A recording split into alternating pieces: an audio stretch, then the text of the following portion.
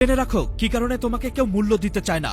যদি তুমি নিজের দাম বা মূল্য বাড়াতে চাও তাহলে এই 6টি কথা মনোযোগ দিয়ে শোনো, না হলে ভবিষ্যতে এর জন্য চরম বিপদে পড়বে। নাম্বার 1, অতিরিক্ত কথা বলা। অতিরিক্ত কথা বললে সবাই তোমাকে সস্তা ভাববে, তাই তুমি প্রয়োজন ছাড়া কখনোই অতিরিক্ত কথা বলবে না।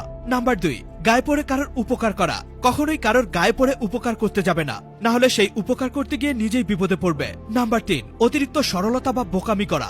মানুষের সামনে কখনোই নিজেকে অতিরিক্ত সরল বা বোকার মতো দেখাবে না, না হলে সবাই তোমার মাথায় কাঁঠাল ভেঙে খাবে। নাম্বার 4, কথা দিয়ে কথা না রাখা। এটা একটা চরম অন্যায় কাজ। এমনটা করলে তুমি কখনোই সফল হতে পারবে না, তাই সবসময় মানুষকে কথা দিয়ে কথা রাখার চেষ্টা করবে। নাম্বার 5, সবাইকে আপন ভাবা। এমন বোকামি কখনোই করবে না। মনে রাখবে, পৃথিবীতে তোমার মা বাবা ছাড়া আর কেউই তোমার আপন নয়, সবাই শুধু স্বার্থের জন্যই পাগল।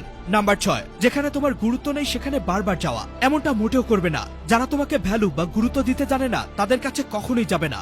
আর চলে যাবার আগে আমাকে তোমার একজন শুভাকাঙ্ক্ষী ভেবে চ্যানেলটিকে সাবস্ক্রাইব করে ভিডিওটিতে একটি লাইক দিতে ভুলবে না।